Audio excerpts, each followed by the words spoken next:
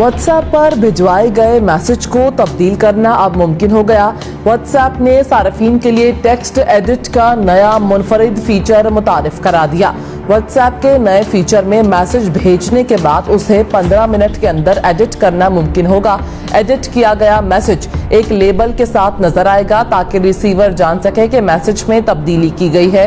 ये feature text messages के लिए दस्तयाब है, ताहम उससे तस्वीर और वीडियोस के कैप्शंस तब्दील नहीं होंगे। व्हाट्सएप के नए वर्जन में ये सहूलत तमाम सार्फिन को जल्द दस्तयाब होगी।